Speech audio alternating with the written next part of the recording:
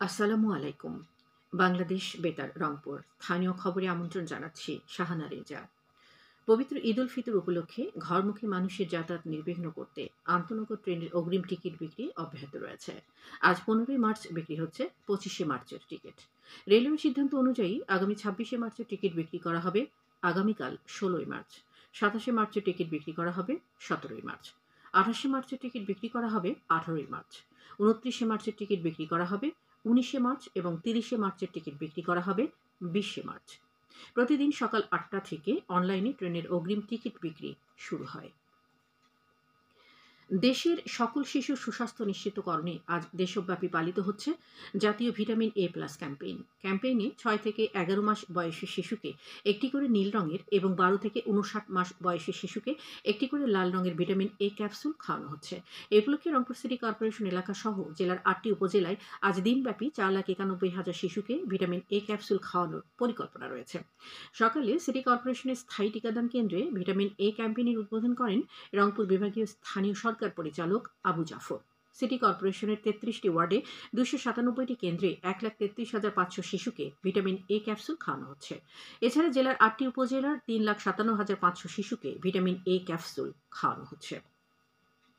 লালমনিরহাটের 5টি উপজেলায় 1,125টি কেন্দ্রে 2,250 জন স্বেচ্ছাসেবকের মাধ্যমে এবারে 1,98,533 জন শিশুকে ভিটামিন এ ক্যাপসুল খাওয়ানো হচ্ছে। জয়পুরহাটে 825টি কেন্দ্রের মাধ্যমে আজ 1,36,215 জন শিশুকে ভিটামিন এ ক্যাপসুল খাওয়ানো হচ্ছে। এজন্য 1,650 জন স্বাস্থ্যকর্মী ও স্বেচ্ছাসেবী দায়িত্ব পালন করছেন।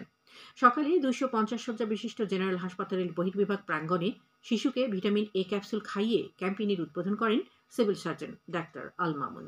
এছাড়া গাইবান্ধার পলাশবাড়ী উপজেলায় 217টি কেন্দ্রে মোট 37,075 জন শিশুকে ভিটামিন এ ক্যাপসুল খাওয়ানো হচ্ছে। বাজারে নিত্যপণ্যের মূল্য নিয়ন্ত্রণে আজ রংপুর নগরীর 10টি স্থানে টিসিবির উদ্যোগে ট্রাকযোগে চিনি, তেল, ডাল, ছোলা ও খেজুর নির্ধারিত মূল্যে বিক্রি অব্যাহত রয়েছে। স্থানগুলো হচ্ছে হাজিরহাট র্যাব অফিস সংলগ্ন কুটিরপাড়া, খটখটিয়া ফোরকানিয়া হাফিজিয়া মাদ্রাসা, হারাটি উচ্চ বিদ্যালয়, আনন্দলোক ডিগ্রি কলেজ, গুলাল বুদাই সরকারি প্রাথমিক বিদ্যালয়, চানকুটি সরকারি প্রাথমিক বিদ্যালয়, বাহারকাসনা আলিয়া মাদ্রাসা এবং গুপ্তপাড়া মোটর মালিক সমিতি অফিসের সামনে। প্রতিটি স্থানে 400 জন ভোক্তা নির্ধারিত মূল্যে এসব পণ্য কিনতে পারবেন। জয়পুরহাট জেলার 24টি অবৈধ ইটভাটা মালিকের কাছ থেকে 18,10,000 টাকা জরিমানা আদায় সহ অপর 9টি ইটভাটা গুড়িয়ে দেওয়া হয়েছে। হাইকোর্টের আদেশক্রমে জেলায় অবৈধ ইটভাটা উচ্ছেদ কার্যক্রমের অংশ হিসেবে ডেপুটি কমিশনার ও জেলা ম্যাজিস্ট্রেট আফরোজা আক্তার চৌধুরীর নির্দেশনা অনুযায়ী সপ্তাহব্যাপী পরিচালিত ভ্রাম্যমাণ আদালতের অভিযানে এই জরিমানা আদায় সহ ইটভাটা গুড়িয়ে দেওয়া হয়।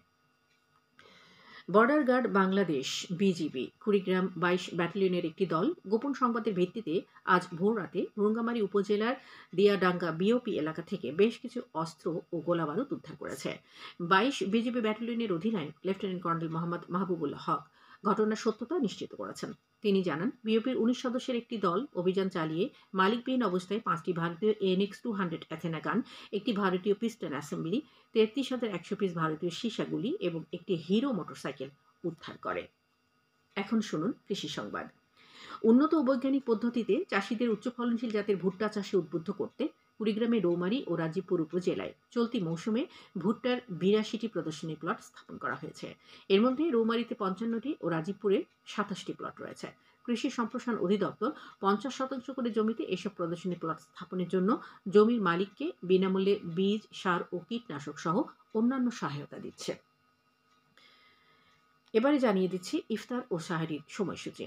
রংপুর ইসলামিক ফাউন্ডেশনের দেওয়া সময়সূচি অনুযায়ী আজ রংপুরে ইফতার হবে সন্ধ্যে 6টা 12 এবং আগামীকাল সাহারির শেষ সময় ভোর 4টা 51। সবশেষে আবহাওয়া। আজ সন্ধ্যে 6টা পর্যন্ত পূর্বাভাসে বলা হয়েছে দেশের অভ্যন্তরীণ নদীবন্দরগুলোর জন্য কোনো সতর্কবাণী নেই এবং কোনো সংকেতও দেখাতে হবে না। খবর শেষ হলো। বাংলাদেশ বেতারে ঢাকা, কুমিল্লা, চট্টগ্রাম, রাঙ্গামাটি, রাজশাহী, খুলনা, রংপুর, ঠাকুরগাঁও, সিলেট, ময়মনসিংহ, বরিশাল, গোপালগঞ্জ, কক্সবাজার এবং বান্দরবান কেন্দ্রের AM এবং FM এর অনুষ্ঠান অ্যাপের মাধ্যমে অনলাইনে প্রচার করা হচ্ছে। গুগল প্লে স্টোর এবং অ্যাপল স্টোরে অ্যাপটি পাওয়া যাচ্ছে। আমাদের পরবর্তী স্থানীয় খবর প্রচারিত হবে সন্ধে 7টায়।